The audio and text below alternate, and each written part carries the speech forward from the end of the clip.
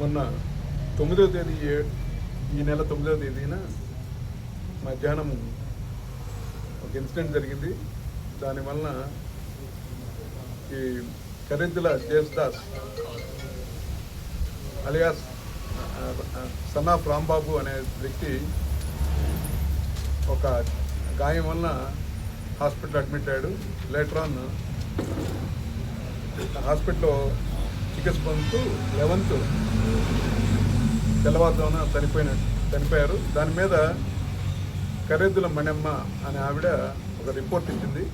ఆ రిపోర్ట్ మేరకు మన వెదులపల్లి ఎస్ఐ గారు కేసు రిజిస్టర్ చేశారు, మర్డర్ కేసు కింద.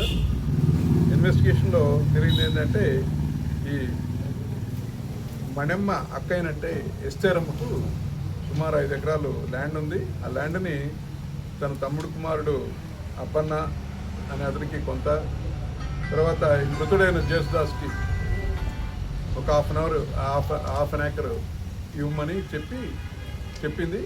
తర్వాత కాలక్రమంలో చనిపోతే ఈ అప్పన్న అనే అతను ఈ జేసుదాస్కి ఇవ్వాల్సినటువంటి హాఫ్ ఏకర్ ల్యాండ్ ఇవ్వకుండా మొత్తం తనే అనుభవిస్తున్నాడు.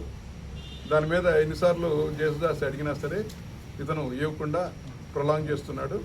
గతంలో కూడా చాలా పర్యాయాలు ఈ మృతుడు అబ్బనని అడగటము, దాని మీద అతను నిన్ను ఇంకోసారి కానీ నా ఈ ల్యాండ్ కానీ గురించి కానీ వస్తే నిన్ను లేకుండా చేస్తానని థ్రెట్ చేయడం కూడా జరిగింది. అదేవిధంగా 9వ తేదీన మధ్యాహ్నం సమయంలో ఇతను వాళ్ళ బంధువులైనటువంటి దేవరకృష్ణ కోళ్ల ఫామ్ దగ్గర ఉన్న సమయంలో మృతుడు అక్కడ పోయి అబ్బనని మళ్ళీ ఆ ల్యాండ్ విషయము అడగటం జరిగింది. ఆ సమయంలో అబ్బన్న దాని దగ్గరే పనిచేస్తున్నటువంటి ఈ దేవరకొండ అలియాస్ కిషోర్ అలియాస్ వడివేలు అనే అతన్ని వీడిని లేకుండా చేసి ఏదైనా విషయం ఉంటే నేను చూసుకుంటానని ప్రోత్సహించాడు.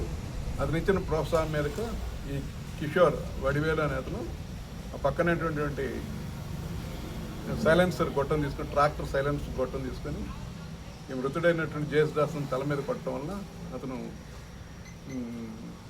బ్లీడింగ్ ఇంజరీస్తో పడిపోయాడు. హాస్పిటల్ తీసుకెళ్తుంటే కూడా అక్కడ కూడా హాస్పిటల్ ట్రీట్మెంట్ చేయనీయకుండా అబ్బాయిని ప్రోత్సహించి అక్కడి నుంచి బయటికి పంపించేయడం జరిగింది. అందుకే ఇమ్మీడియట్గా పోలీస్ స్టేషన్లో కేసు రిపోర్ట్ కాలేదు. తర్వాత ఇతను చనిపోయిన తర్వాత కరేదుల మణమించిన రిపోర్ట్ మీద కేసు రిజిస్టర్ చేయడం జరిగింది. దానిలో భాగంగా నిన్న సాయంత్రం 4 గంటలకి సిఐ గారికి వచ్చిన ఇన్ఫర్మేషన్ మీద